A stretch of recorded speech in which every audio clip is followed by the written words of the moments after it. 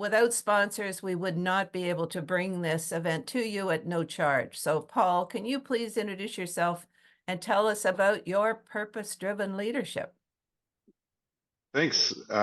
Thanks, Nancy, and everyone here. I'm happy to be part of this community, part of what Nancy's been building and doing over the last few years. I'm proud to be supportive of that. And purpose-driven leadership is a great subject to be honing in on and focusing on, and the speakers I'm really looking forward to hearing from. And in terms of myself, I'm a wealth advisor at RBC Dominion Securities, based out of Collingwood. I'm sitting in Toronto right now. I spend a lot of time in Toronto as well. My business is kind of spans between the two. But in terms of finding your true north or your North Star, I've thought about it, of course, and we all kind of strive for that every day, personally, family, professionally.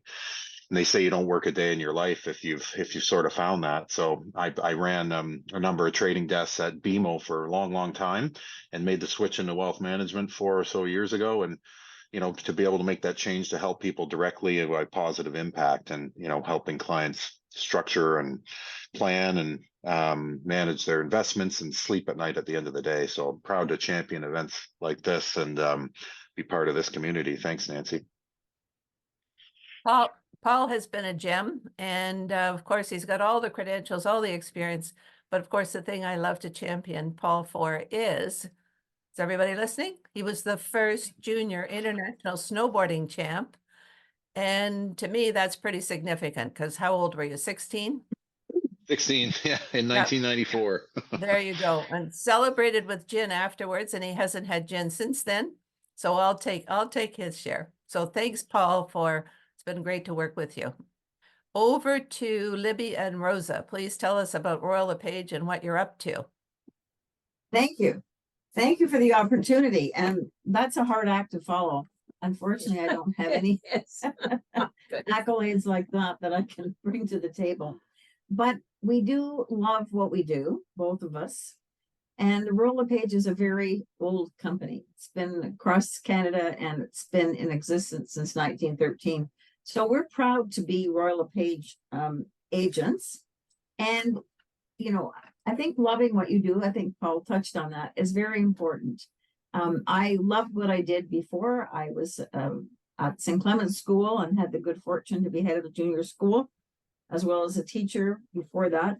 And I have always loved what I do. And this is an extension of that. And really, real estate is a people job. It's all about people and how important it is to have good, relations and understand and be a good listener too. That's a very important part.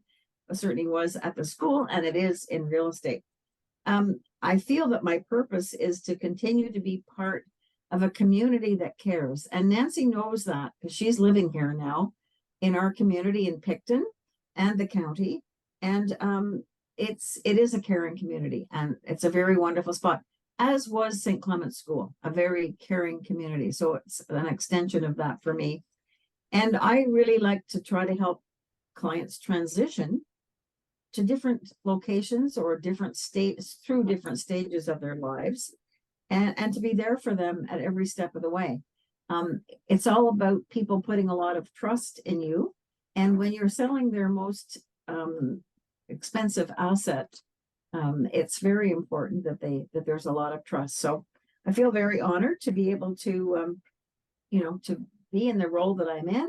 And I am looking forward, and I feel very honored to work with Rosa, because we're kind of the same in lots of ways. And saying the same thing. Yeah, we have the same purpose. We do well. Same together. Values. Same as well. values. Yeah. And I am looking forward to hearing the amazing speakers. So over to Rosa. Mm-hmm. Well, thank you, Libby. And yeah, likewise, it is such an honor to work with Libby. We partner on various projects. She's with Royal LePage Pro Alliance in Picton. I'm with Royal LePage Signature out of the Greater Toronto area. I work both in Greater Toronto and in Prince Edward County. We work together on both commercial and residential projects. My background is I'm a CPA, but being a controller of a company after a while for me got rather boring. And so I finally gave in after being totally addicted to real estate since my early 20s, and got my license about 10 years ago. And my purpose is to care for my family and to serve the needs of our clients, both in commercial and residential real estate. That includes businesses. We are both extremely proud to work with Royal LePage. I'm also part of Royal LePage Commercial, which is the largest commercial realty brokerage in Canada. We thank you so much for asking us to be part of this, and we're proud to be sponsors. Thank you. Excellent. Looking Thank forward you. to the We're all speaker. in this together, collaboration with a big C. And for international folks who are with us today, the county is like the Hamptons relative to New York City. It's that kind of a Tony neighborhood. I'm now going to take the liberty to share the background on women, worth, and wellness. I always assume that people know what it is, but lots of people say, tell me more about women, worth, and wellness. So I'm going to take the liberty today to share more on women, worth, and wellness, because we do have guests from many parts of the world. So firstly, women, worth, and wellness, and then secondly, where the focus on personal purpose and purpose-driven leadership came from. So Women, Worth, and Wellness is a holistic initiative I created in 1994, 30 years ago this year, focusing on boomer women and their daughters when I was a private client wealth advisor.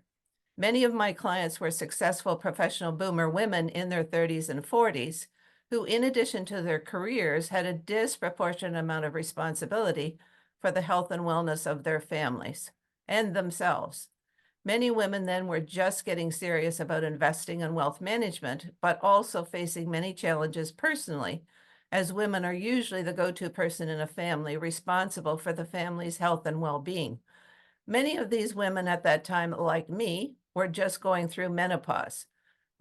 So what did that mean? So in addition to special seminars and events on various aspects of wealth management, I also hosted many events with not-for-profit health-related organizations pertaining to women's health. Remember our mother saying, if you don't have your health, you don't have anything. Women's College Hospital was one of the first that I partnered with on various events, example, heart disease for women. Well, that's a whole separate topic. And I hosted their first 18-hole fundraising golf tournament for women in 1994, leading up to a full roster of 144 women golfers. In 1997, with a special golf clinic that morning with 8-time LPGA winner Canada's Sandra Post. When I hosted and partnered with these many not-for-profits for various events, I charged a fee, directed to that organization as a charitable donation from my guests. I was therefore introducing the focus on charitable giving to my guests, which we know enhances both their net worth and self-worth. At that point in time, it was mostly men who were doing significant charitable giving. And so that was leading up to these women becoming major philanthropists, which I will talk about in a minute. In 2011, I transitioned my business to another wealth advisory partner as I was starting a new real estate development business with my husband, and I was becoming a new grandmother for the first time, a transition time indeed in life's journey. In 2018, for International Women's Day, I reintroduced my Women, Worth, and Wellness brand as a standalone business as I no longer had any wealth management clients. It was a success. The response was terrific. Working at Procter & Gamble was my first career, so I knew the power of a brand all by itself. Think of everything that Tide detergent can do with all its various offerings and everything it cleans. It is a multi-purpose and impactful brand, just like Women, Worth, and Wellness. International Women's Day 2020, this is an interesting story, had a theme of, and we picked these themes months before, 2020, perfect vision for the road ahead. I hosted a luncheon that day for 127 women in Thornbury on March the 11th, 2020. Yes, March the 11th, 2020. Nobody knew until we got home later that afternoon and evening that World Health Organization declared COVID-19 as an epidemic. Perfect vision for the road ahead. Impossible. We were all shocked. You remember. And my favorite phrase at the time was that life can literally turn on a dime, which it did for us all. We all know where we were and what we were doing as we worked our way through those very crazy and unprecedented times. For me, with Women Worth and Wellness, it was a new adventure as we hosted many events virtually, like today. And like today, we had incredible global speakers on various virtual topics and events. Paul and I worked together quite closely. He was the sponsor for all of those events. So we got to know one another well and thoroughly enjoyed bringing all those various topics and guest speakers to our clients and guests' attention. These various events are all available on our YouTube channel. And finally, I'm doing a website, so you'll have access to all of those. If you ever run out of time of things to do, I don't think so. Post-COVID, once again, I hosted many in-person events on various topics. One important topic, which Paul and I have done several events on, is women in philanthropy and legacy planning. Women have significantly more wealth to steward today than 30 years ago through their increased earnings, inheritances from their parents, and possible inheritance in the future from their spouses. We know that women generally outlive men. Women today have incredible power and impact with their wealth, heading towards trillions, and they are becoming much more informed, astute, and excited about this new power through their wealth. For example, from the recent TD report on women in philanthropy, donations claimed by women, these are donations already given by women, and annual tax filings increased from 1.5 billion in 2011 to 4.3 billion in 2021. So this is almost 4 times in 1 decade. So Women Worth and Wellness over the last 30 years has been a fabulous, holistic, and comprehensive brand pertaining to women and wellness. Those women boomers like me are now focusing on their philanthropy and legacy plans, while their daughters and granddaughters are the women execs and leaders who are the leading game changers and major influencers with their unique and compassionate leadership and personal purpose. Look at the brand new PWHL, Professional Women's Hockey League. Who knew 30 years ago this would be a reality? But it's a pure example of those leading and determined women being awesome game changers. They are the daughters and granddaughters of the boomers. Incredible. Individually, women and wellness, 2 words, globally, are growth sectors. Combined, they are a powerhouse for positive impact in so many ways and places, especially when you add in their impact philanthropically with all the wealth they are stewarding to invest back into women's health and wellness. This is the worth aspect. And I know Christopher is going to talk about Susan Love. I mean, so many incredible women. In summary, I wanted to frame Women Worth and Wellness for you so you can see its background and evolution. It is a powerful brand, and I love everything I've been able to do with it, with a lot of help from sponsors and special speakers, and of course, Crystal along the way. The next 30 years will be incredibly amazing as we continue to build out and up. So secondly, why purpose? Where in the world did that come from? Mary Larson, I think she's on our event today, as a partner with MNP's Consulting Services Group in Montreal. She and I, members of International Women's Forum, discussed last summer how we could collaborate. Women Worth and Wellness was moving towards a thought leadership focus, and Mary's reco was kindness and purpose as power, as game changers. And here is her quote at that time, which is pre-October the 7th, 2023. In an area of backlash, can we find power in purpose and kindness? Many of the advances women and other equity-deserving groups have made in the post-war period are at risk. ESG, sustainability, response to global warming, diversity, social changes are all facing blowback. People seem to be acting with impunity, exemption from punishment, or freedom from the consequences of an action. As women leaders, defining and pursuing our personal purpose, backed by our personal values, could be the most effective way to exercise our power for change by shifting conversations, policies, and strategic direction in roles as leaders and members on boards of directors. We can do this. Just like the Professional Women's Hockey League, executive women and leaders can step it up and positively impact betterment in this world. Hence our focus on personal purpose today with this virtual event and at the end of February in our in-person summit with Pradeep Sangha as our featured guest speaker that day. More on this event at the end of our session. By the way, I know what my personal purpose is, which brings me joy every day when I work to my purpose of connecting and influencing for positive impact. Today is one of those days as I connect you with these fabulous guest speakers and this theme to hear their purpose and how they are each influencers for a much better world, given all the social and environmental challenges we are all experiencing in this world that we share. So thank you for listening. I took advantage of the opportunity to share more about women, worth, and wellness. And now I will turn it back to Crystal to introduce Christopher. Yes, thank you, Nancy. That is a very interesting story. It's incredible that you were celebrating your 30th anniversary this year. So congratulations, and I look forward to many good events with Women, Worth, and Wellness. All right, without further ado, let's move on to our speakers. Our first speaker is Christopher Clinton Conway. And for those who heard it maybe at the beginning, we were having a little chuckle and celebration because he's on Price is Right this morning. It's airing on TV with his blue glasses. So I'm going to have a look at that after. Anyway, Christopher is an engaged nonprofit leader serving iconic nonprofit institutions and ultra high net worth individuals in a pursuit of meaningful impact and lasting change.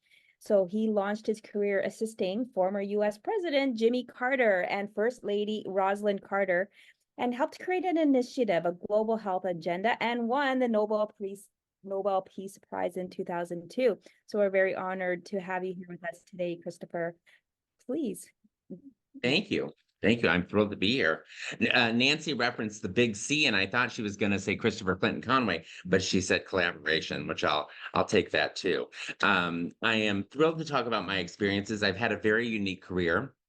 And in thinking back of two people that I wanted to highlight for this webinar, I immediately thought of two women that we lost this year, Mrs. Rosalind Carter and then Dr. Susan Love. And I love that two of my friends are on here, Mara Lowenstein, with whom I've been friends for decades now. But we were in law school together before I went to work for the Carters, and Jessica DeHart, who's a professor at Claremont, who worked with Dr. Love a great deal and continues to further her work. But there's so many parallels that you can take from Mrs. Carter and Dr. Love. Uniquely, and maybe it was my age, but Mrs. Carter was from a generation, she was 96 when she passed away this year, that even working for her for nearly a decade and being with her every single day, I never called her anything other than Mrs. Carter. So when everyone started to refer to Rosalind Carter, I sort of had to gasp because she was always Mrs. Carter to me, and President Carter was President Carter. I never, ever called him Jimmy. But Mrs. Carter famously said, and it could have come out of Dr. Love's mouth as easily, and that was, it'd be a shame to not take full advantage of my circumstances. And they both very much thought that, and took stock of every day, where they were, what they had, how they had gotten it, and who had played a role in that journey. Susan Love, for example, wanted to be a nun. Both Mrs. Carter and Dr. Love had deep religious and moral value-based foundations. One raised in the Southern Baptist faith and the other in the Episcopal Church. And Susan became a nun and then decided that it wasn't compatible with the fact that she was a lesbian and wanted to go into medicine. So in 2023, you probably can be a nun who's a lesbian and goes into medicine, but not in the 1960s here in the United States. So Susan went to medical school. And the director of admissions told her, you're killing a man by doing this. And what he meant was, in 1970, someone would not get a deferral for Vietnam. They would be sent because she was taking their place in medical school. Nonetheless, she persisted, graduated top of her class, and became the first surgeon at Beth Israel.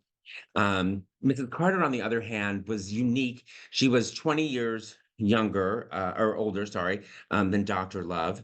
And the expectations culturally in the US at that time was for her to be, in a very feminized role, providing sort of home and hearth for Jimmy Carter. But President Carter's political career was one that was somewhat stumbled into. He had never intended to run for office. He was a local politician that he volunteered. The person who was head of his party in Atlanta at the state capitol had a heart attack, and so they asked President Carter to step in, and it just kind of went from there. I always said that he would have been more likely to be some sort of a Protestant minister had he not sort of fallen his way all the way to Washington.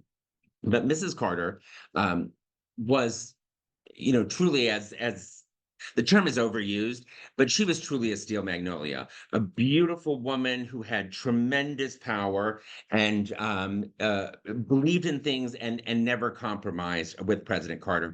There was always a degree of awkwardness because their apartment was literally in our offices. So I would see them in their pajamas. I would see them at breakfast. I would see them late at night.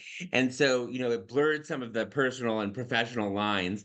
And so I would see them, really to say debate things would be very kind. They often bickered and argued about important and not so important things, but they had a tremendous partnership that I feel so honored to have been a part of. And the reason I was recruited to help them, my background in fundraising has always been endowments. So the Carters at the time were in their early 70s, and they weren't sure how long they would be able to continue to work. And so they thought, what we need is an endowment so that our work can continue on once we're gone, not realizing that they would live so much longer. President Carter nearing 100 now. And so we decided to sort of create a savings account as the folks sponsoring this were talking about having resources moving forward. So we created this fund. I raised the money for it, and we put in $175 million in total. That was in 1999, so before the Nobel Prize. That fund, when Mrs. Carter died, I pulled the numbers, is $1.8 billion, which is not just a tremendous stock market, but also continued gifts from the programs we created. So if anything, that is as much of a legacy for me and for the Carters, that their work will absolutely continue with nearly $2 billion in the bank. But I do want to mention that that they were lifelong learners. Again, I was sort of taking notes about parallels between them. So Mrs. Carter, not talked about, but spoke a number of languages, and she acquired those after leaving the White House. She was a lifelong learner, as was Dr. Love. I mean, she was writing books, including her world famous Dr. Susan Love Breast book, which just came out in November, and it was completed days before she passed away. And the same with Mrs. Carter. She wrote 8 books and was very active in Middle East negotiations and also disease eradication, which was the mission of the Carter Center, which was their post-presidential activities. So that is all I wanted to say. I'm glad to take questions. I'm so appreciative of being here. And when you think about someone who was an activist on the women's health arena, and then someone who was thrust into sort of notoriety and power based on her husband's accomplishments, very distinct life paths, but both ended up in places of influence. Dr. Love never had any intention of being a breast surgeon. After becoming the first surgeon at Beth Israel, she set up her own clinic in Boston. She was chief resident at Harvard, and the only cases that were sent to her were from other male surgeons who had women with breast problems, and they didn't want to deal with it, so they sent them to Susan. So people used to say to her, it would expect her to give some story about how she knelt at the bedside of her mother dying of breast cancer and said, "I will cure this disease." But it never happened. It was really just gender discrimination that these male doctors didn't want to deal with these women, and so they were sent to Susan. And so she grew her passion and expertise based upon that. So talk about making the best of a less than ideal set of circumstances. So thank you all for listening. Christopher, I see that Yeah. people refer to you as C times 3. Yes. C times 3. Anyway, one of the things about Rosalind that I read after she passed away was that she was a pure example of an embodiment of a purposeful life. Yeah. So from start to finish. For sure, Amazing, for sure. amazing. Yeah. We'll get some questions in the chat and answer them later. Otherwise, we'll spend all our time with you, Christopher, because I know you're up to amazing things. Amazing. Crystal, I'll pass back to you to introduce Karen.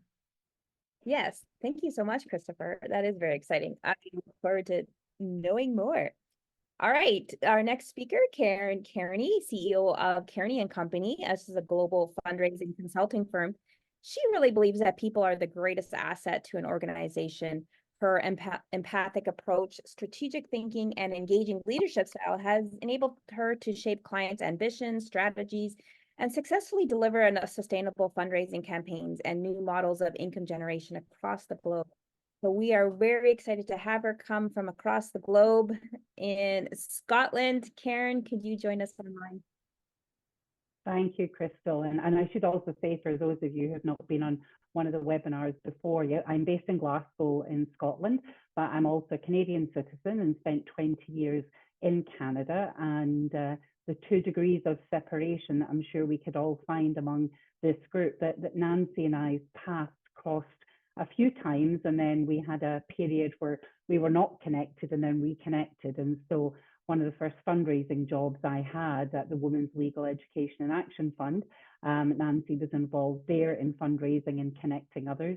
And also I worked at Women's College Hospital. So I'm sure, again, we'll find lots of degrees of separation. And Christopher, as I was kind of listening to you about Rosalind or Mrs. Carter and Dr. Susan Love and kind of preparing for today, it kind of got me thinking about the nature versus nurture when it comes to purpose. You know, are we born with it? Do we develop it over time? Does it shift and change generationally at different points in our life? So that'd be something I'd be keen to kind of hear others' thoughts on as well. And as Nancy had kind of, you know, billed today was about the alignment of our purpose with leadership and wellness and creating meaningful impact. A lofty statement to address, Nancy, but you know, there's many women I've admired over time, whether personally or women I look at in history, and I was kind of thinking about, you know, what are the common themes of the people that I've kind of admired that have a sense of purpose. And 3 of the things I came up with were an unwavering determination to succeed. And not necessarily for personal gain, but for the mission or the business or what it is that they're trying to drive forward. The second is never taking no for an answer and having a can-do attitude as opposed to can't do. And the third was that solution-oriented. So as one door closes, and many doors have closed on us all, I'm sure, over time, they're looking at how they open the next one. So they were kind of 3 of the thoughts that I had.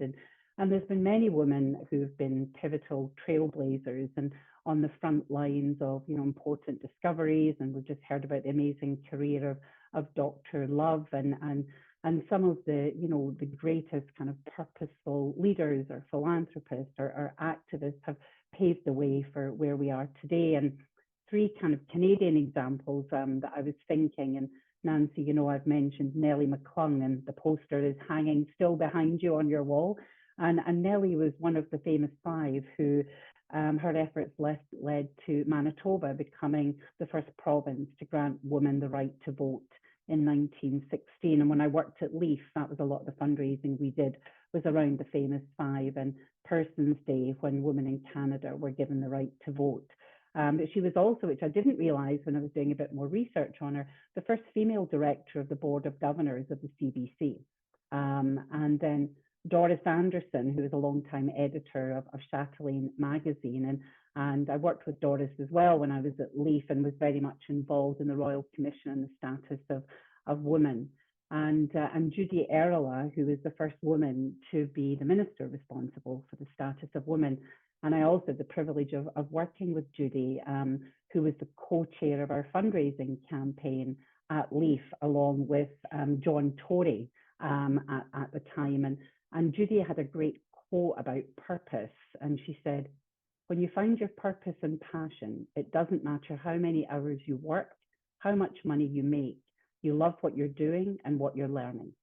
And I think, we've touched on that learning and passion and love for what we do. And I'm the same. I've been working with purpose-driven organizations for over 30 years. And as part of Kearney and Company, which I established 8 years ago, our team of consultants and experienced not-for-profit leaders are working with charities and organizations to really help them define what their purpose is. And we're doing that locally, nationally, and globally, and whether their purpose is to advance education and access for all, preventing and curing diseases, homelessness, whatever it might be. We have the absolute privilege of being at the front with our clients as they're kind of developing and exploring what that is, and particularly for fundraising and how they can engage with people around their purpose. So we're their critical friend who are kind of there to kind of help guide that process as well. And it's a purpose, and I guess the purpose of our business comes from my own personal purpose as well. You can't have your own company and not put part of yourself into it. And my personal purpose is to create sustainable change through the empowerment of people and impactful philanthropy. It is all about people, it is about networks, it is about connecting, but the role and the greatest privilege I've had in my career is working with donors who want to make an impact through their philanthropy as well. And so I think January, Nancy, is certainly a great time to be thinking about personal purpose, and really it's the driving force behind our actions and what we do, and how we live our best lives and become our best selves. And uncovering, what your personal purpose is, it's like embarking upon a journey of discovery, and similar to business planning or strategy. I think it's something that needs to be revisited. We don't just state what it is and it kind of becomes our motto that we never reflect on or change. And I look back to my younger self and I was kind of thinking, did I have purpose when I was 21? I don't know. Probably not. I'm sure my mother thought I never had any purpose when I was 21. But what I do remember is that at the time I was a welfare officer in Glasgow, and I did not want to work in that office alongside colleagues who were demonizing people who were struggling and on welfare, and they were treating them like second-class citizens. And so I can only now, at my age, look back and articulate what that was. But at the time, 21, I just knew that was not what my purpose was to be. And I knew that I had more to give. And I ended up in Canada. And that's where really the exploration of my purpose came from.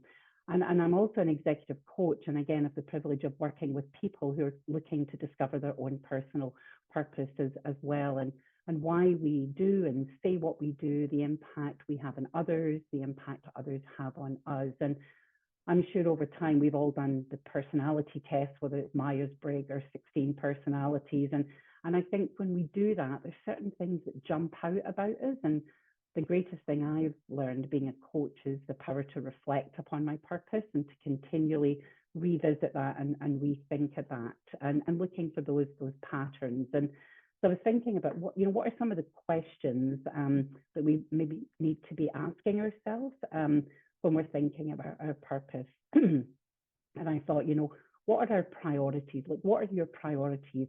What do you want to say yes to, and what do you want to say no to? And often we think we don't have a choice, but I think we do. And think about what's the yes answer and what's the no, and what's the one thing that you want to do this year that's going to make a difference for you. What's your breakthrough goal? If there was something you wanted to kind of break through. And I think my favorite question to myself, and it's never an easy one to answer, is you know, can you envision a bold and fearless you? Like, what would that look like? And I think if we're asking ourselves these questions and just play around in your own thoughts with what comes up, and I know what was important to me in my 30s is definitely not what's important to me to now. And I had a big birthday last year, and so I'm actually kind of looking at my personal purpose and what that's going to be going forward.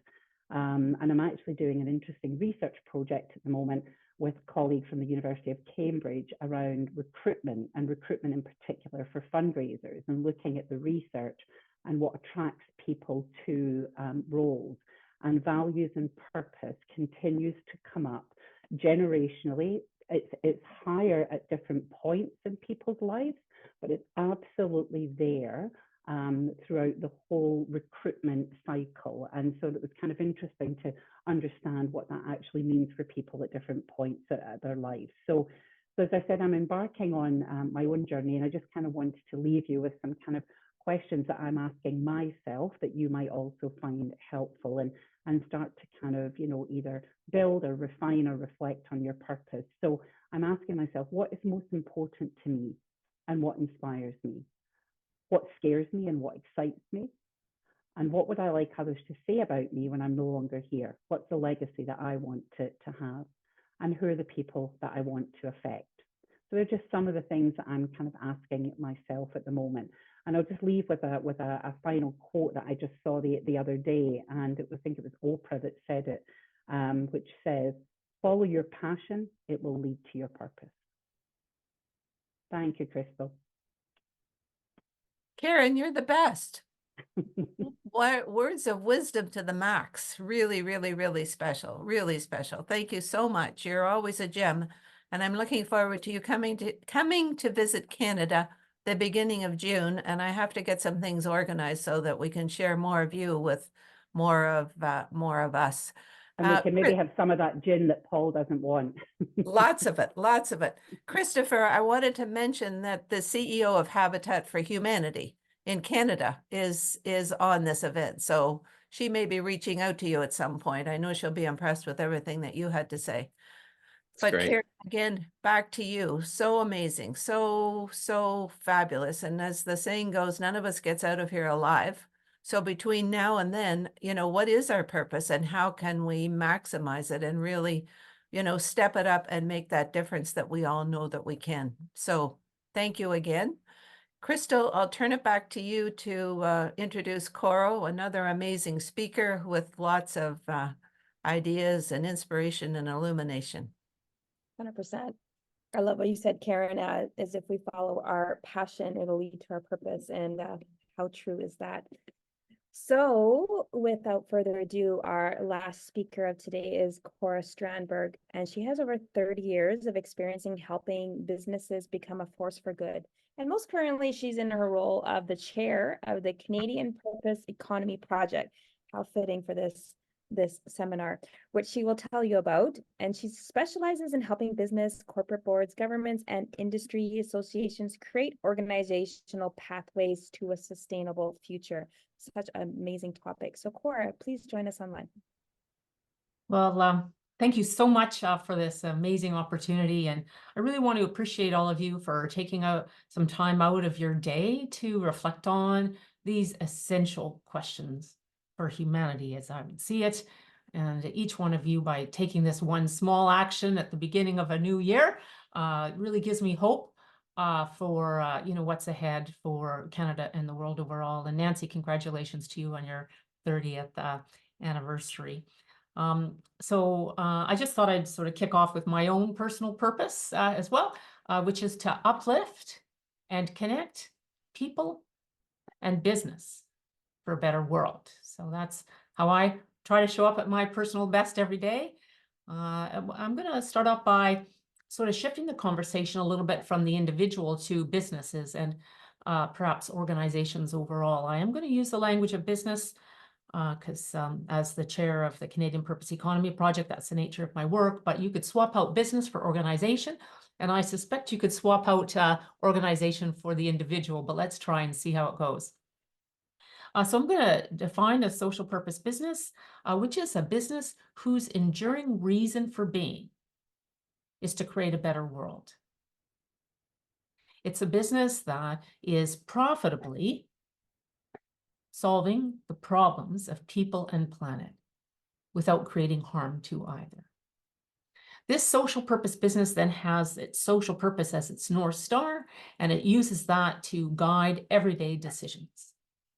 As well, it embeds this purpose into everything it does across its relationships, across its operations, into its value chain, into its partnerships, its products, etc. And it mobilizes all of these assets and resources and relationships to create this better world. A social purpose business would adopt an audacious goal. Christopher and Karen are both talking about bold and audacious goals. A business would adopt an audacious goal, which is why it needs to partner with third parties, communities, governments, academics, customers, suppliers, competitors, etc., to bring its purpose to life. This business is really looking not so much as what's good for the business, but what is your business good for? Basically, it's answering the question, how is the world better off because my business is in it? Now, I need to say that social purpose differs from a company's mission, because the purpose is why the company exists, and the mission is what the company does, or how it does it, how it brings its purpose to life. And it differs from a vision, which is where you're headed. So the sort of the classical why, what, and where. It also differs from topics you might have heard about sustainability or corporate social responsibility. People are using the language of ESG, environmental social governance. It differs from how a business is addressing its social and environmental impacts, insofar as a social purpose is why the company exists, which is not the same as these other approaches, which are, by the way, also necessary, but is really getting at the core of the business, the heart of the business's DNA. You'll all be pleased to know, especially those of you in business roles, that there's a business case for moving in this direction. By the way, there's also a moral case, but it's good to know that there's a business case. And some of the business benefits include, well, the top one is employee attraction. And, Karen was speaking about even her own role, and Nancy was as well in early days, and how they sort of pivoted into more purpose-driven kinds of organizations. And more employees prefer to work for purpose-driven firms. It's now becoming a factor in employee recruitment, engagement, and retention. And evidence shows that women executives particularly prefer to work for a purpose-driven firm. So if you want to attract the best and the brightest and have the best talent, you will be better off if you move your company in this direction. And of course, customers are interested in this. There's some research that shows 2/3 of employees and 2/3 of customers would rather work for and do business with a purpose-driven company.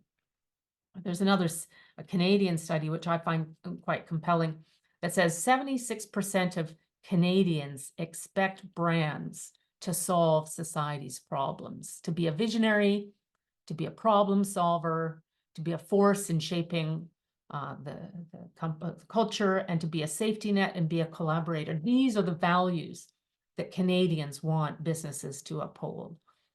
Anecdotally, I hear from social purpose businesses that by adopting their social purpose, they're actually in a position to choose their customers, because everybody's coming to them. And this is sort of maybe, if you will, in a B2B environment, and they can only serve so much of this demand. So they get to pick and choose who they actually want to partner with in their business. Just a couple of examples, Canadian examples of social purpose business. One is Maple Leaf Foods, which I'm sure many of you have heard of. They're a multinational consumer packaged meats and food production company, if you will.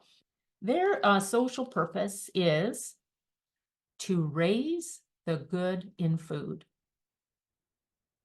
To raise the good in food. And when they were adopting their purpose, defining and adopting it, maybe about 4 or 5 years ago, their first audience was investors. And we're starting to hear that investors find that it is essential for businesses to adopt a social purpose as a route to create long-term shareholder value. And so that's why Maple Leaf Foods had their initial conversation with investors who supported this direction.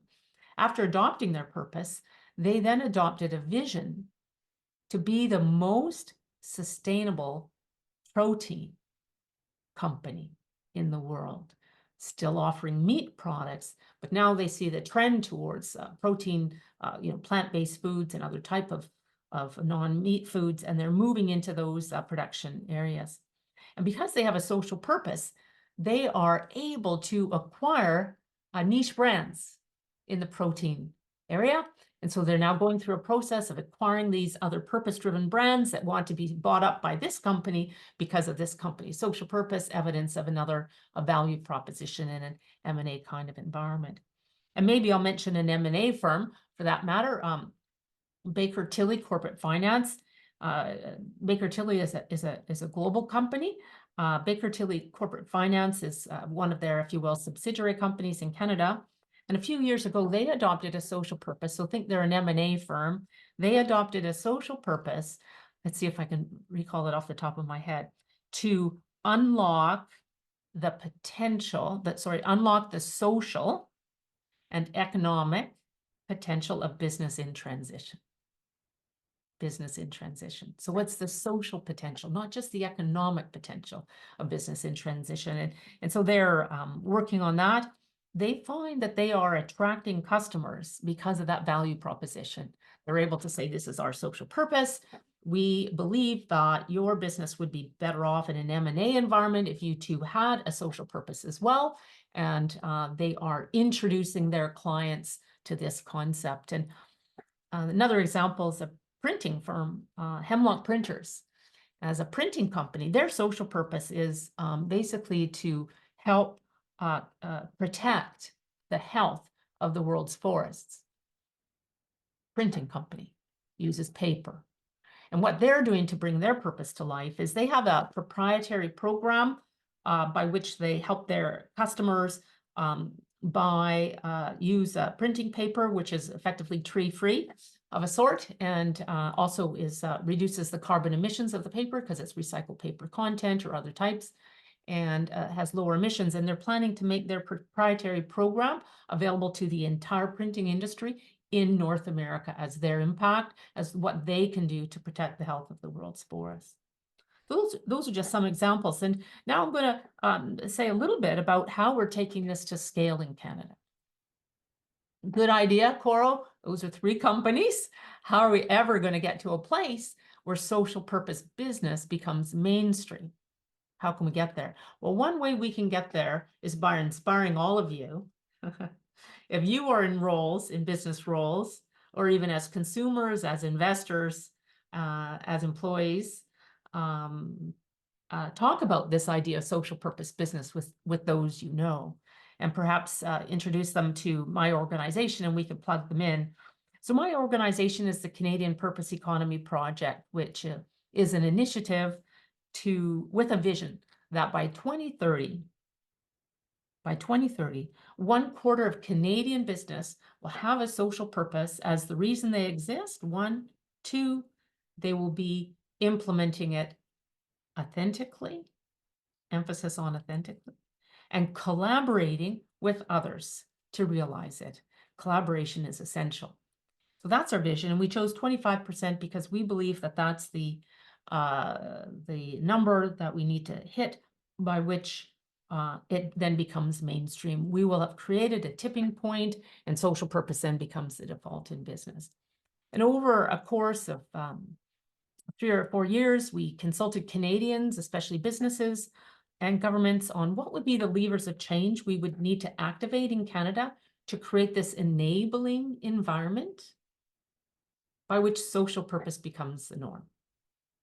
So we have identified 10 levers of change, which you can see on our website, and shortly Crystal will share a link to our website.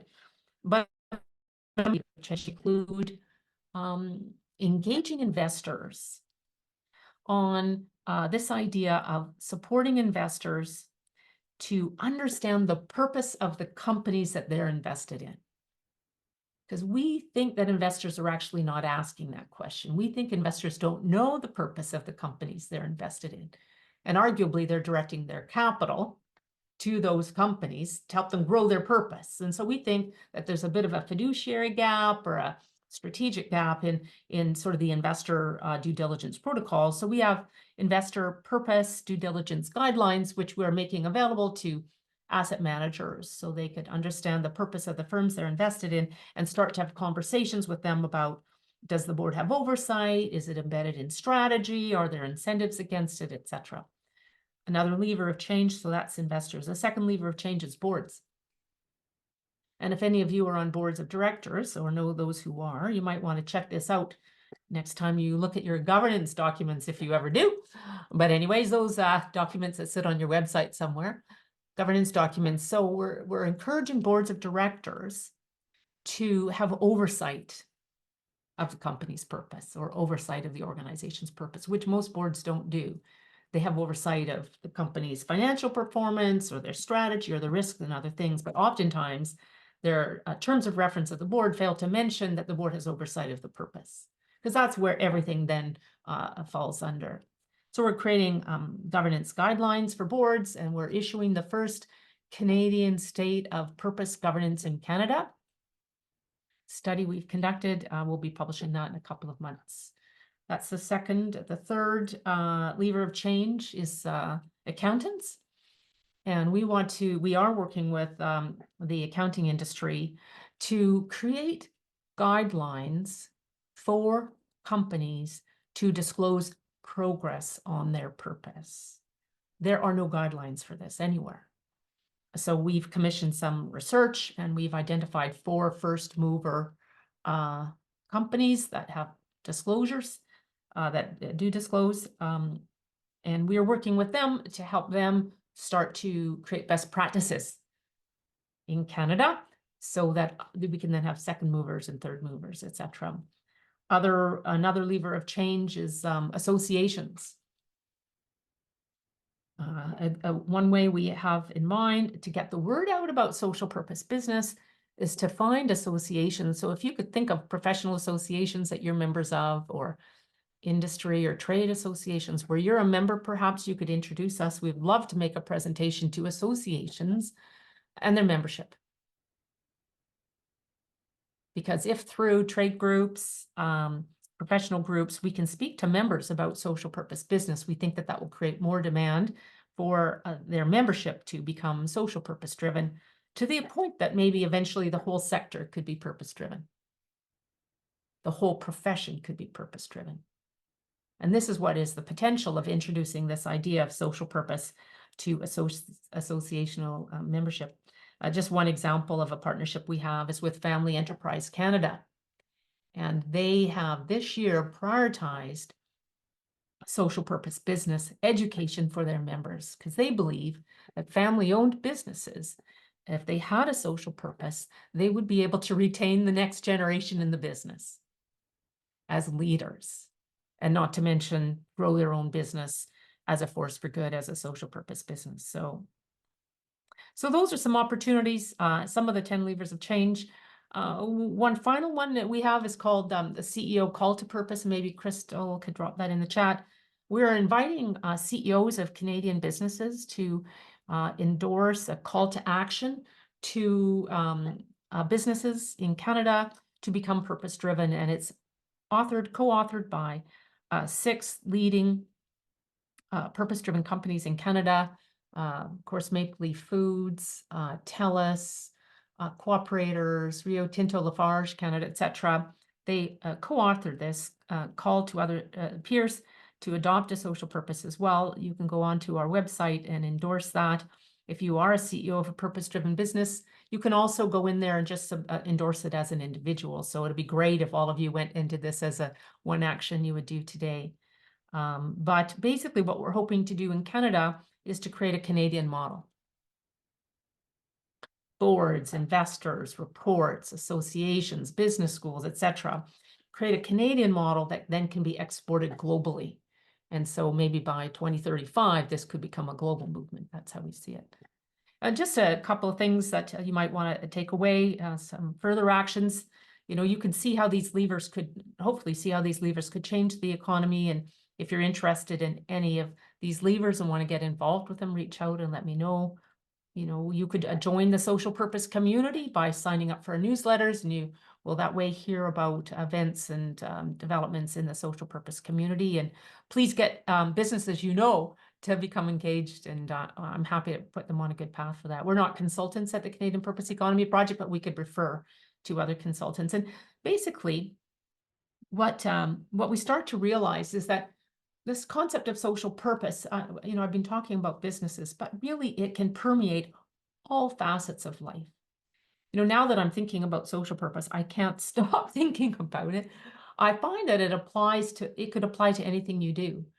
You could have the social purpose for your department. You could have social purpose for your team, for your budget, for your project, for procurement. You could have social purpose for your dinner party. You could have social purpose of your consumption. Like, you could apply that to virtually anything. And we hope that you do. We hope that you do, because if we as humans adopted a social purpose in everything we do, if we humanized everything, then we could put humanity on a sustainable path. And I think that's the quest for all of us. And thank you for your time and attention, and, showing up for this very profound conversation, and for bringing these ideas to life in your own realms, and for being that purpose-driven leader that I know you all are. Carl, thank you so, so much. So much. It's just, purpose-driven leadership in many ways is so simple, but in many other ways, it's so difficult. Because I think when we all focus on our purpose, it requires a whole lot of conversation with ourselves. And that often is something that we never take the time to do. We just keep on going, doing, this, that, and who knows what. Jennifer Laidlaw, she's a terrific person. She, on LinkedIn the other day, pointed out that one of the winners for the Emmys the other night was a woman who thanked herself for not giving up, thanked herself for continuing on. I haven't heard it. I ended up going to bed before I heard that one, but it's amazing to see the chatter on LinkedIn. Like, oh my goodness, isn't this amazing? And on that note, for everybody who is on our event today, make sure you reach out to each of these guest speakers and sponsors on LinkedIn, because people are posting all sorts of great things all the time. And it's a great way to keep the conversation going and to learn what in the world is going on. I know you've connected with Deborah Wazadi, and Women Get on Board. And I know we're going to be doing more things, of course, in that whole area, making sure that more women do get on boards. And again, obviously, women in philanthropy is a huge topic of increased power. So Crystal, I'll turn it back to you. Maybe you want to invite some Q&A, and we can answer some questions from these amazing resources. Yes, absolutely. Thanks, Coral. Thank you for that really insightful tie-in, that our personal purpose really ties into our business purpose, our corporate business, our corporate purpose as well. I invite anybody to pop on to ask questions. It's an open time right now. I do have a couple of questions that were sent directly that I'm going to ask here in a moment. All right, and I have put the link that you asked for, Coral, in the chat, so do check it out for Canadian Purpose Economy and the call to purpose. While I'm doing the Q&A, speakers and sponsors, I'd love if you could put your LinkedIn link into the chat. So how do people find you, if you could do that? All right, one of the questions I got, and I'd like to ask this of each of the speakers. When you think of leading with purpose and impact, who has inspired you? Who are your main powerful inspiration, their mentors? We'll start with Christopher. I have a feeling who you might say. Yes. So while he's not famous in any realm outside my family, my grandfather, who was a very wonderful Presbyterian minister and godly, kindly, gracious, decent, value-driven man. He really taught me about philanthropy and this sort of obligation, this servant leadership model, the obligation he felt we had to the community. It was very much a part of our faith. And so that's why I've been such a successful fundraiser is really those Presbyterian values. And I only mention those because those are the ones I was raised with. Whereas it's an honor for me to present an opportunity to support a good cause. And so I have never feared asking people for support because I get something very real by doing that. And so that's kind of my key and my secret for being what people often say is fearless. Karen? Thanks, Crystal. It's interesting, Christopher, that you chose your grandfather because probably it's my mother. So it's interesting where our kind of role models, our purposeful role models, come very early in our life. And when I've often spoken at conferences and kind of who your mentors have been, I've been surrounded by strong women all my life. My grandmother raised 10 children on her own. My mother went back to school in her 30s to get her standard higher grade equivalents because she didn't go through continuing education because back in the day when she married, you had to give up your profession. And so I think, I've been inspired by their purpose to carry on, probably put simply, and through the face of adversity in so many cases. And so I think there's a number of people who inspire me, but what they all have that inspires me is that they never give up. I love it. The tie into what did Jeanette say? Was it the Grammys or the Emmys? I can't remember what you said. Emmy. Yes. Amazing. Coro, what about you? Well, I'm going to speak to not so much somebody who inspired or mentored me at a personal level, but maybe organizationally, which is Paul Pullman, P-O-L-M-A-N, Paul Pullman. He's the the former CEO of Unilever, which is a large multinational consumer goods company. And when he became the CEO of Unilever in 2009, he went through a journey to uncover the social purpose of his firm, just a Unilever. So they're one of their iconic products is Lifebuoy soap. Lifebuoy, think of a Lifebuoy and its saving properties.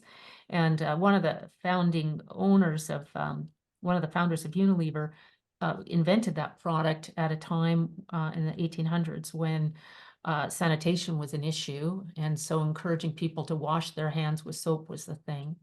And I think the purpose of the company back then was to make hand washing commonplace. Anyway, so we found this story in his research, going around and talking to different people. And so he modernized it and brought it to his company. And so now the social purpose of Unilever is to not make washing with soap commonplace, but to make sustainable living commonplace. Because I think they have 400 consumer goods or something like that, so they can have real inreach there. And for a decade, Paul Pullman and Unilever, they were conceived to be the most sustainable company in the world under his leadership. And once he had the social purpose, he embedded it in the core strategy. It wasn't like a set aside social purpose strategy like over there, but it was core and fundamental to how his business grew. And he mandated his top grossing brands to get a social purpose. And now his brands that have a social purpose are driving most of the growth in the company. So he is inspirational at a personal level and at an organizational level, as one can look to Unilever and as a profitable, financially successful, social purpose-driven firm with amazing impact and approach to embedding purpose right across the organization. And then lastly, he left as CEO I don't know, maybe 8 years ago, 5 or 8 years ago. And now he's written a book called Net Positive, which I encourage you all to track down if you're in organizational roles. And he's running an organization, I think it's called Reimagine or Imagine or something like that, where he's working across the globe to create multi-stakeholder collaborations on systems change to help society move towards a positive future. So he's moved off of his CEO role and now playing other leadership roles in the economy. Thank you. Cora, while I have you, we have a few philanthropists on our call because as Nancy really attracts the boomer women philanthropists. So how do they advance in the purpose economy? How do philanthropists advance the purpose economy? Well, well, I would assume if you're a philanthropist that you would have investments. And maybe you have an investment, an asset manager. So maybe you can connect with me. I could share with you what we call these investor purpose due diligence guidelines that you could share with your asset manager and encourage them to start to find out what is the purpose or the social purpose of the firms that they're investing in. You could even let your asset manager know that you would like them to find those firms and target some of your wealth to help social purpose businesses grow explicitly if you maybe haven't had that conversation. So that's something you could do on the asset management side. On the philanthropic side, of course, my colleagues would be disappointed in me if I didn't say you could sponsor the Canadian Purpose Economy Project and help us grow our operations. We have one sponsor in at 100,000 and a few others in. So we're just kind of a startup and we're trying to scale and grow this idea in Canada and become a global solution eventually. So that would be another thing to do. I suspect you're probably also on boards of directors, and I think that you could maybe bring this idea of purpose governance to your organizations where you're on boards and encourage your organizations to adopt a purpose, a social purpose, and then encourage your own board to ensure that your board has effective oversight of that purpose. I think that might be another role. And no doubt you're well plugged into the business community. And let's say maybe your partner is. So I can imagine a dinner table conversation with your partner, mobilizing your partner to collaborate with you in this kind of undertaking. And then think about your own networks, business clubs that you're a member of. I talked earlier about associations, like associations where you're, affiliated, open doors to them we've got some materials for associations that they can use and a value proposition for associations and business clubs and networks that they can use to bring this idea to their membership. And then I guess the organizations that you're funding through your philanthropy, you could ask the organizations you're financing if they have a purpose. Not all organizations have actually defined their purpose, so maybe I have a feeling I should create a guide for philanthropists. I think that's now your guide. Right. Good Anyway, question. Good yeah. question, Crystal. And Coro, another group is the Chambers of Commerce across Canada. Mhm. Because more and more small businesses are trying to figure out and ramp up and redo. And I was at an event with the Kingston Chamber of Commerce with the different levels of government, how they're enhancing that whole community. And it was incredibly powerful Wow. because they're, talk about collaboration. That's everybody's job. But more often than not, they're off on their own tangents and not working together. It was very impressive. So Chambers of Commerce across Canada, I think would be, and I've forgotten who the CEO is, based in Montreal, but again, a terrific person. Do you have an itinerary to come across Canada with different events? If you do, we'll watch for it on LinkedIn possibly. Yeah, I suppose if people signed up to the Purpose Economy Project off of our website, you'll find if you signed up for a newsletter, you'll hear of these kinds of events. I mean, one of our ambitions in 2024 is to identify community level purpose champions that might want to take a toolkit that we're putting together and do local social purpose activation. Great idea. So you could hear about that, and if you would like to take that into your own communities or your own networks, then that would be something you could do. Yeah. We're in wine country here, and you know, started out with 1 or 2, and now I think there are over 65 wineries. So, you know, it's a really, really incredible community that's built and attracting people.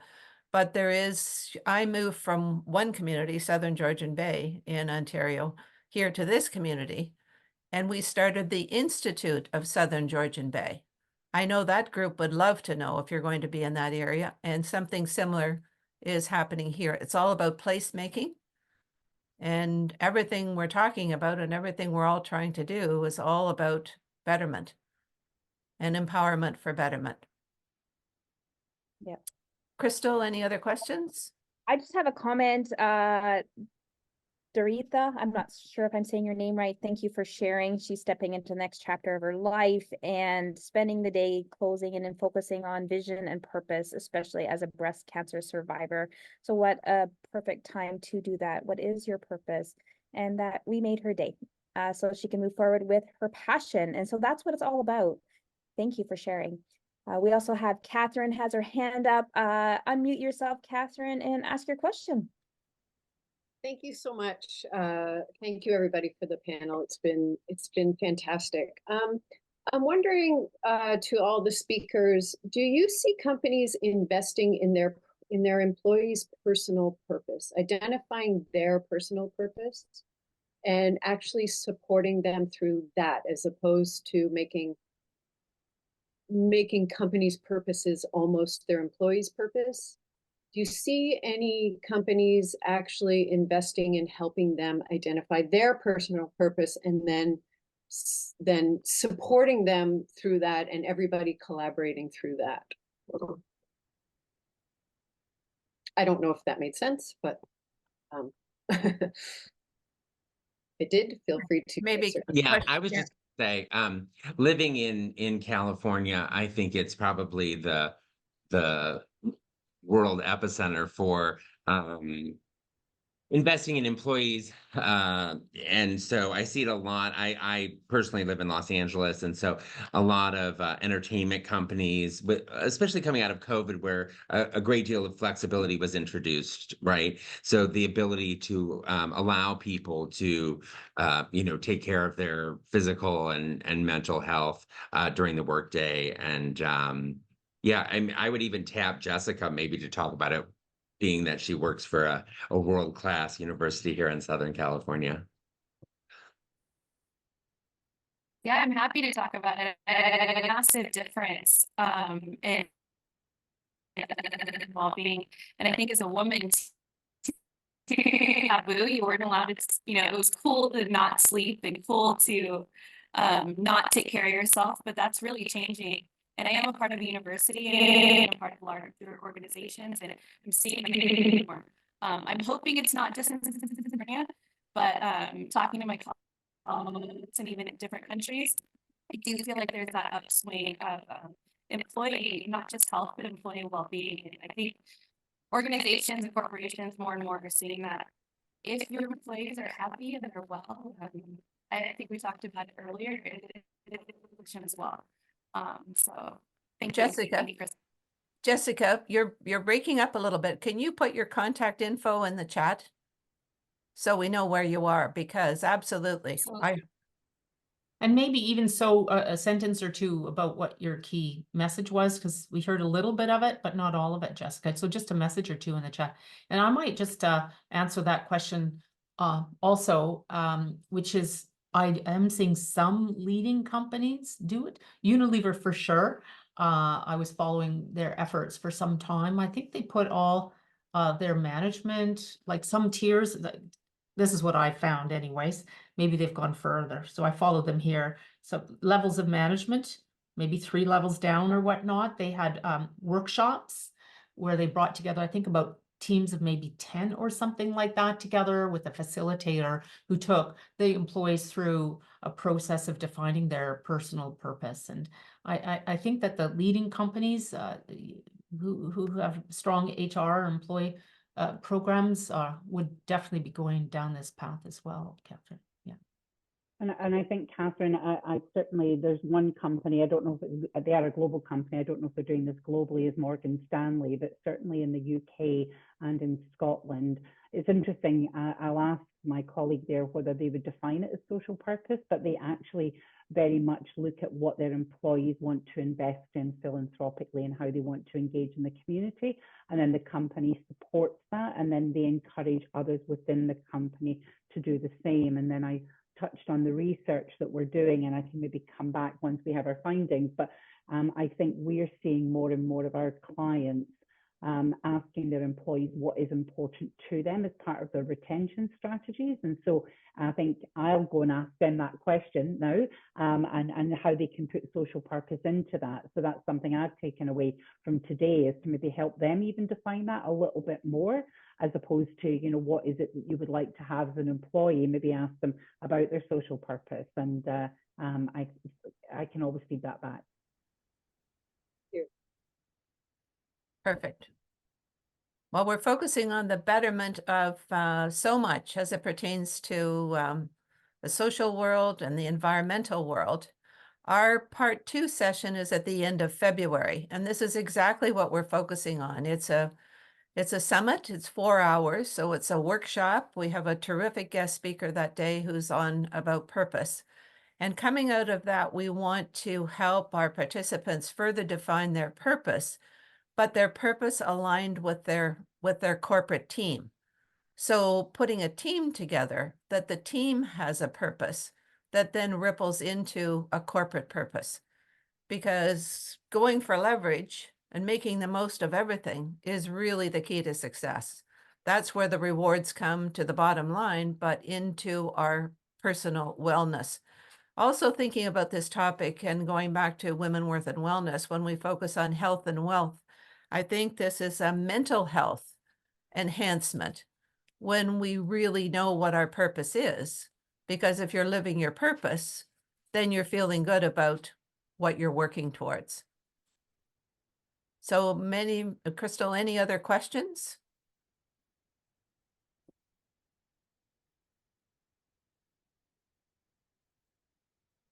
I'm muted. There we go. No more questions, but I invite each speaker just to give us a wrap up. Your final words of wisdom and maybe just a quick call to action. What would you encourage everybody to do? You could just give us a quick 30-second recap. Christopher, we'll start with you. Yeah, it won't even be 30 seconds. I think being mindful and thoughtful, really taking a clear assessment of where you are and what you can do at this moment. I think people can sometimes get lost in the planning and miss the opportunity to enact change now. So that's it. Fabulous. And Karen? I think it's, you know, once you know what your purpose is, then everything else follows from that. Your actions follow from that, what you want to do, the impact that you want to have. So just spend a little bit of time figuring out what that is for you, for your organization, and everything else will come from that. Amazing. And Coral? And while you're going through maybe an exercise to unlock or uncover your purpose, you don't have to wait for that epiphany to define it. It does come down to impact, if you will, or create a better world, advance the interests of humanity. And so I think that any one of us at any point of time in our day, we can just sort of, you know, take that pause and breathe in and just, you know, anticipate your next thing you're going to do, and just ask or try to show up in a way that is brings impact to the world and makes the world better. I really think we can just start where we are, and maybe step by step of doing that, you might find out more officially what your purpose is, so that you can start a keynote presentation saying, my purpose is X. And by the way, I just came up with that before just as Nancy was talking, my own purpose statement. So if you were to ask me next week, it's probably going to change a little bit. So it can change too. So, you know, your purpose might be what it is for today, and maybe it might be something else down the road. But my advice would be to, not even advice, my invocation would be just to see how you can bring these ideals into your everyday practices. Yes, absolutely. I mean, that's a perfect segue for what we're doing next. And it is all about leading with purpose and influencing with compassion. Nancy touched on it. And that is, there's popping up there. So women executive changing the game, leading with their purpose, starting with their personal purpose, influencing with compassion. How do they make a difference? And this is happening Tuesday, February the 27th. It's right in Toronto at the Cricket Skating Curling Club. And it's who is it for? It's for women executive directors, other leadership roles. We have women bringing their teams. So it's a team building event. What is the corporate purpose and how do they influence that all together? And people are bringing clients, so to enhance the relationships between that, what's the purpose between them and the community they're building with their client, and just women business owners looking to network with other industry leaders. There are so many different industry sectors there. We have two incredible feature speakers. We have Mary Larson, our host. She's going to speak on personal perspective and the importance of purpose, generating change. And Pradeep, and he talks about achieve ultimate performance, fulfillment, and victory in every area of your life. And that really starts with the purpose. So walking away with a detailed guide on how exceptional leaders build bold visions for themselves, for your organization, because really your organization is an extension of yourself. Lastly, we have the panelists. We have Rosemary Sadler, Vickery, Jennifer, Leslie, Melanie, who just did a brilliant blend of purposeful women. They're going to share their stories in action, how they've overcome barriers, driving positive outcomes, and just great examples in our community. So it is $325 for the first person. People that are bringing their teams, it's $175 thereafter, and includes wine, hors d'oeuvres, your personal development, business development, all the action tools and steps to really define into what is your purpose and your company purpose, and definitely networking. So I'll pop the link into the chat if you are interested. We'd love to have you. It is purpose. I'll put it in there. I'll just stop sharing so I can see it. If you have any questions, connect with us after. And Nancy, I will turn it over to you there to close us off for today. Okay, I'm going to go to the sponsors because Paul, you and I have done a lot of different things together. I'd like to hear what your comments are, and also Libby and Rosa as new sponsors. Maybe just give us your quick comments. Paul? Oh, okay. Thank you. You can hear me okay? We're all Yep. on mute. We're all off and on mute.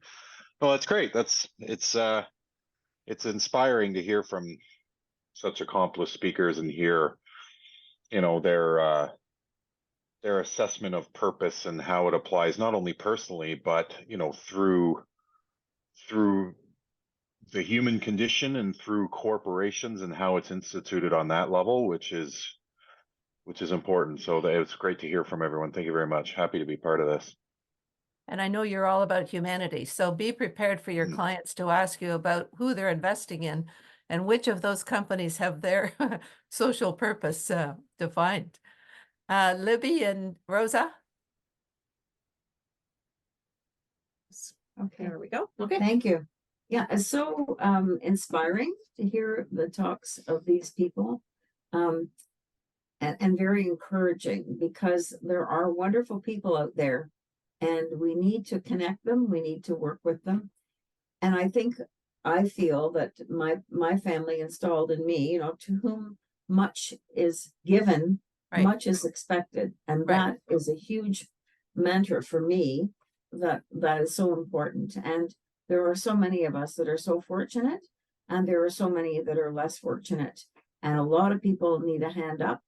And I think it's very important to be aware of that, and it can change their lives. So that's what I've got from this, and I'm looking forward to the next part of it. But thank you very much. Rosa? Thank you so much for allowing us to be on the call, and thank you to the speakers for your very insightful advice. You know, it's all about being selfless and trying to make the world a better place. I was fortunate in that I started working out with Campbell Soup in the 1980s, and they were very much into empowerment of employees and how to make the world a better place. They even allowed myself and another employee to start off the first fitness club there on a volunteer basis, and they resisted at first, but then they were recognized in, you know, various magazines for us doing that. But it really gets into how important it is for employees to be aligned with the organizations they work for, and ultimately making, you know, that organization and the world a better place, and influencing with compassion. Looking forward to that next event, because it really is important to have compassion for others, especially in the world right now. Thank you so much to everyone. Thank you so much for all the participants and guests who joined us. A special thank you to our guest speakers who were truly amazing. A special thank you to our sponsors. We could not do it without you. And stay tuned, because my purpose is connecting and influencing. I love being a connector and an influencer. So join us for part 2 in February. And if you can't attend, by all means, pass the invitation along. Crystal's the social media guru. We're on every channel, so she'll be posting a lot. And we have some terrific interviews for that event as well, with our guest speakers and our sponsors for that event. So again, thank you, everybody. Happy motoring, safe travels, stay warm. Not you, Christopher. I know, stay cool. And Karen, looking forward to your visit in June. Thank you, Look Coral. forward to seeing you. Thank you. You're Bye-bye. welcome. Thanks, everyone. Thank you so Bye-bye. much. Thank you. Bye. Bye-bye.